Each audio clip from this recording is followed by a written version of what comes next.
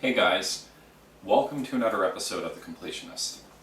So anyway guys, this will be my final video for a while since in less than 12 hours I'll be flying back to Alberta and back to the normal work routine again, and hopefully Mother Nature will cooperate, and we'll have a good summer to look forward to.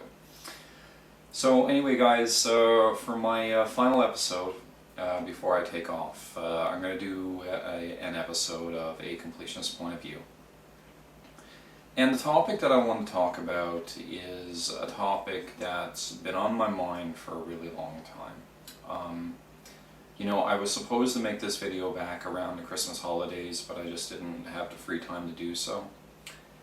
And I was really fighting with myself if I really wanted to make a video like this, because I'm not the type of guy, I don't like to cause drama, I don't like to cause controversy.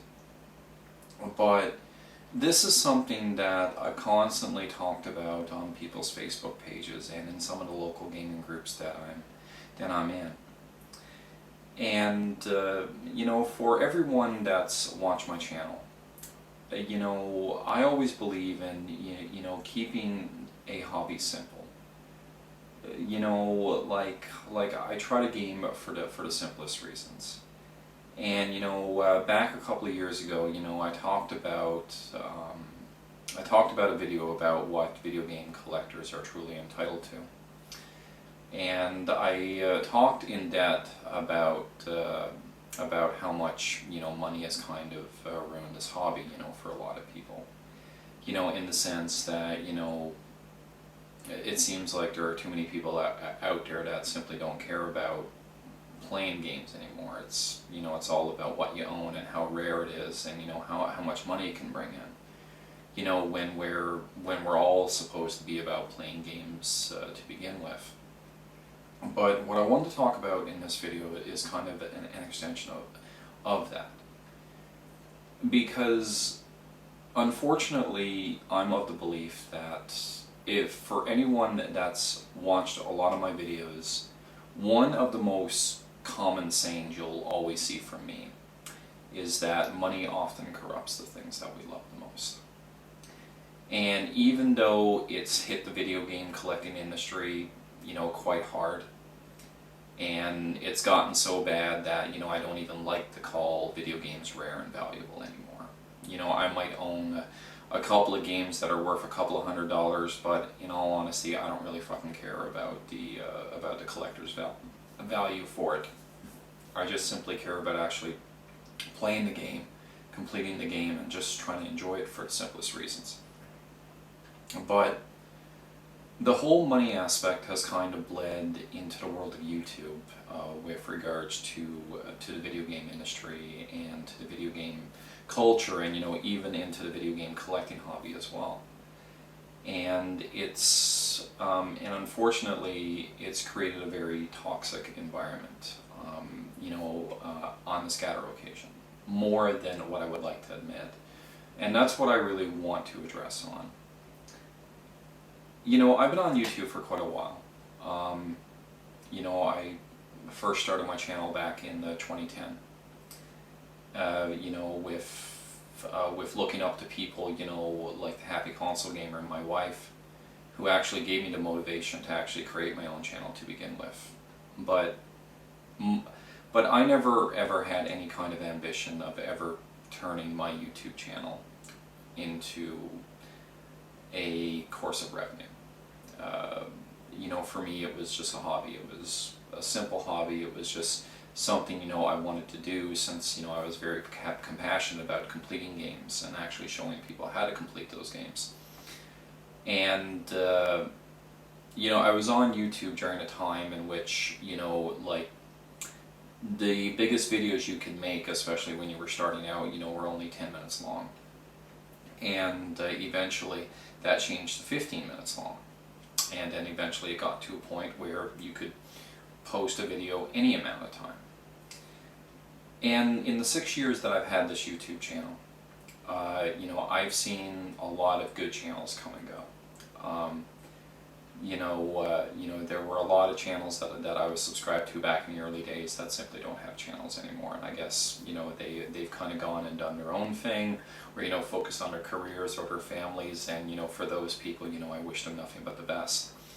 But in the early days of YouTube, the biggest thing that people wanted, especially out of YouTube, was partnership. Just the opportunity, I guess, to get ad revenue, or to have the opportunity, to make your videos longer, or get a couple of extra perks, when it comes to YouTube. And for all those channels that tried to obtain that, and for those channels that did obtain that, all the power to you. Because a lot of people know that I'm very harsh when it comes to mixing money with the hobbies that I love. I don't necessarily like to do it.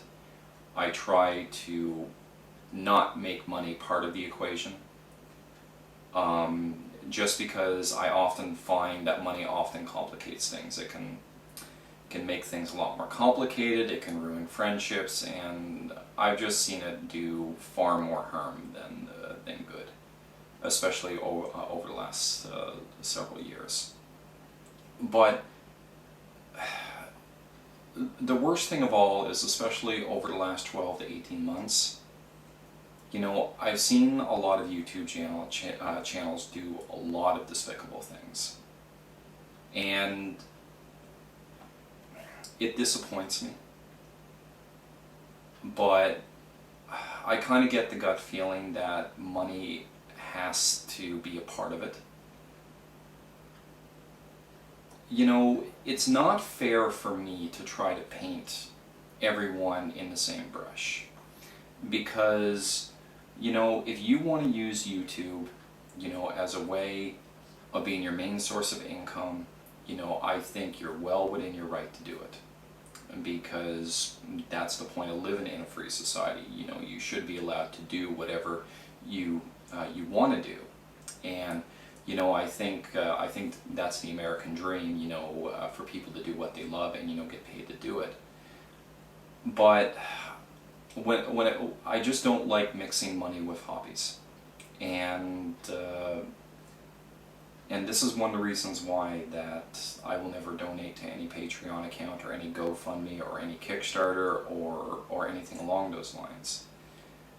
And it's one of the reasons why I've kept my distance away from a lot of major gaming websites and major gaming forums and things along those lines, because I'm just seeing a lot of people try to make quality content, but they've always had that ability to make quality content a long time ago, but now all of a sudden money has started to become a factor.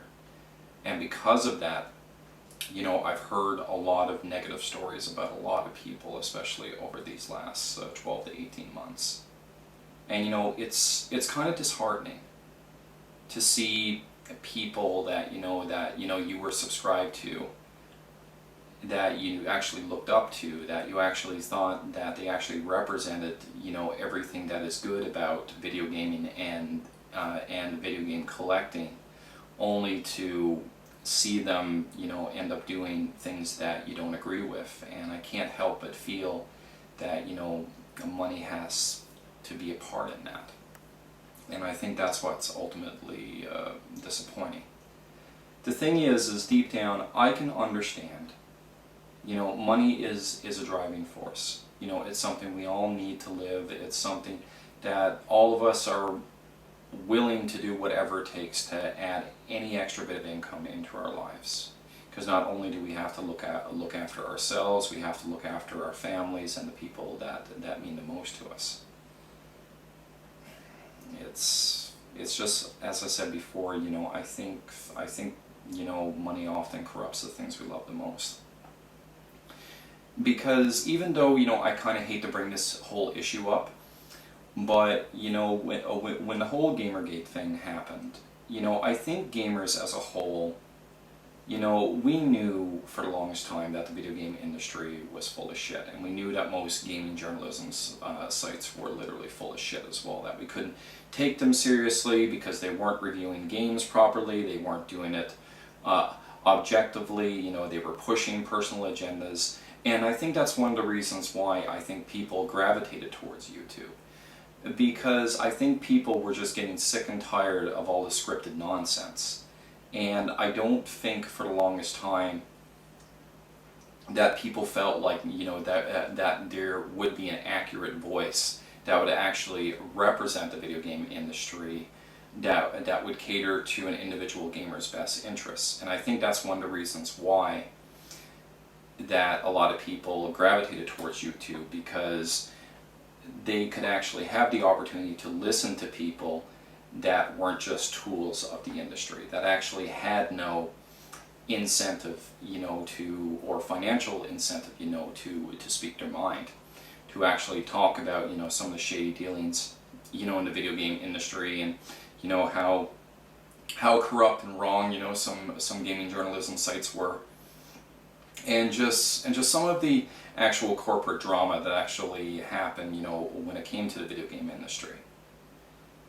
But my biggest fear is that I think the people that we've counted on so much to be an accurate voice in the video game industry might end up turning out to be as bad as the people that we hated to begin with.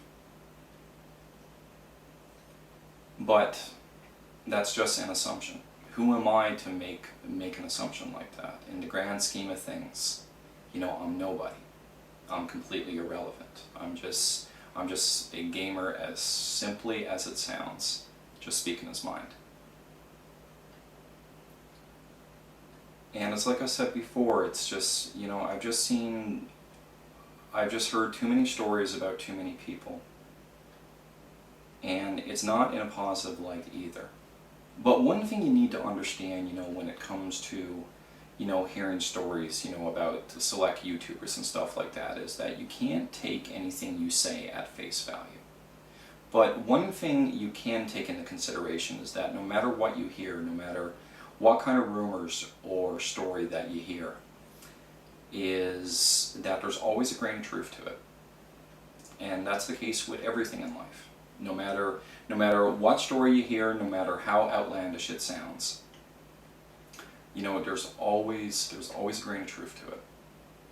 And it's up to each individual to either take what you hear seriously or try to do the research and try to look into it to see if people's complaints towards people have some merit. And, you know, I can't help but feel that, you know, money has to have a big part in it. Because how many times have we ever seen this occasion, you know, on YouTube or on gaming sites or anything along those lines? You know, all of a sudden, you know, you have a bunch of people, you know, doing a gaming network, or, you know, are part of a website or are a team or something along those lines, and then all of a sudden the member leaves. No accurate description described. I guarantee you 9 chances out of 10 it did come to money. Somebody wanted more money than, you know, what they were asking for, and they probably didn't get it, so instead they left. Now, can I give some examples? Sure, but in the grand scheme of things, a video like this isn't meant to call people out. It's just meant to address a problem in general. Because in the grand scheme of things, especially when it comes to YouTube and gaming, is there really any reason that money has to be brought into it?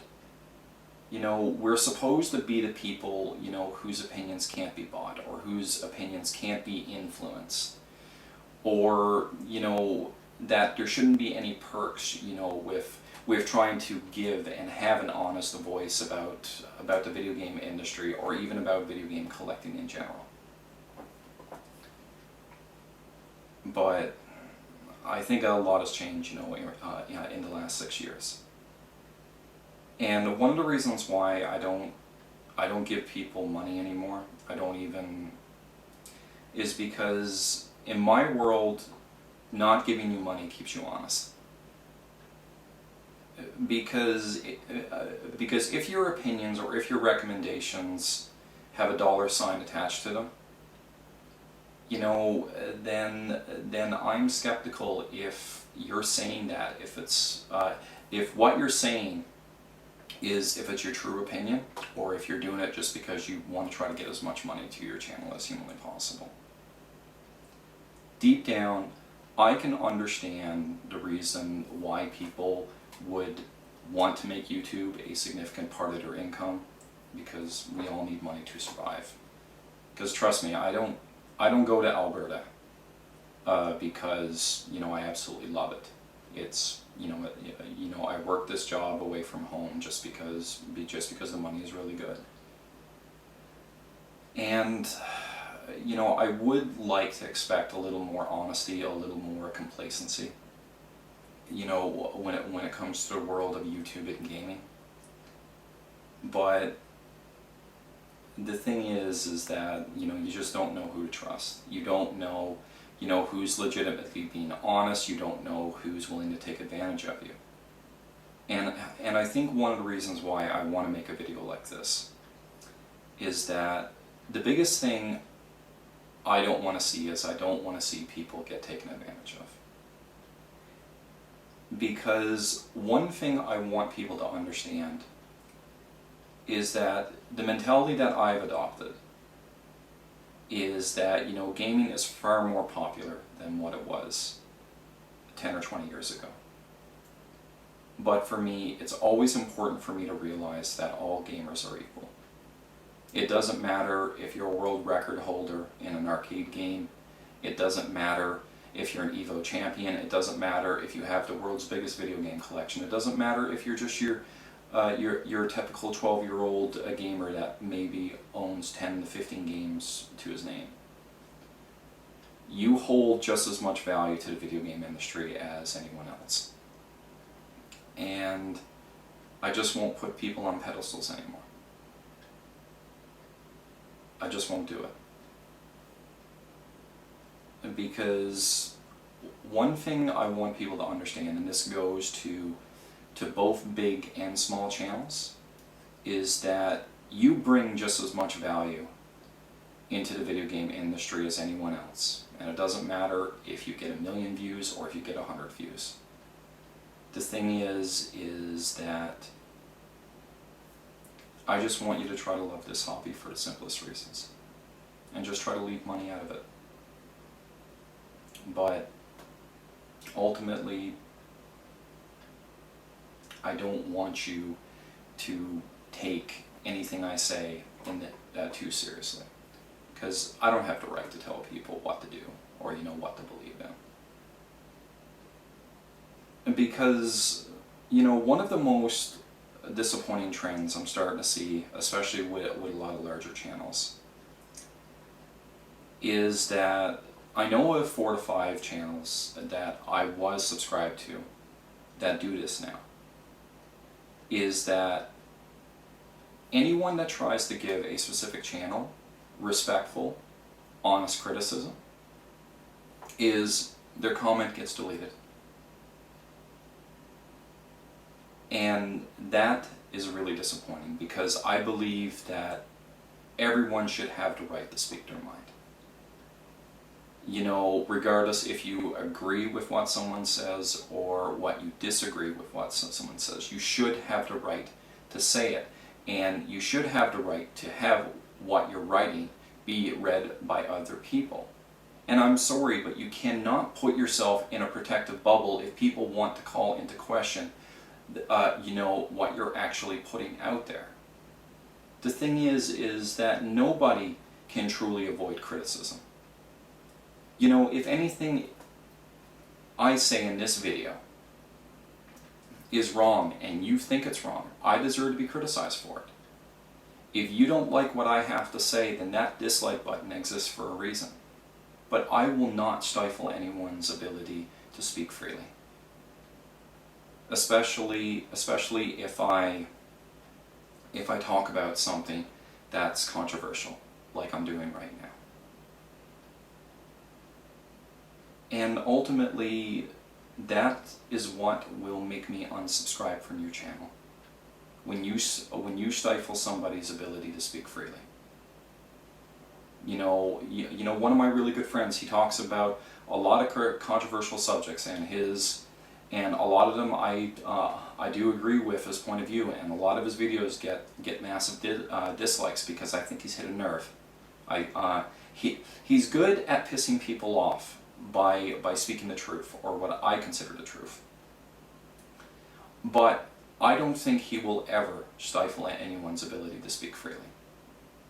And it just disappoints me that the disabling of ratings and the censoring of comments is a bad trend that I'm starting to see with a lot of bigger channels. But ultimately, what can I do about it? Or what can anyone do about it? Absolutely nothing. There's nothing we can do in the grand scheme of things. But it's like I said before, you know, it doesn't matter if your channel is big or small. You know, you contribute to the video gaming hobby just as much as anyone else. Because I believe in treating gamers as equals.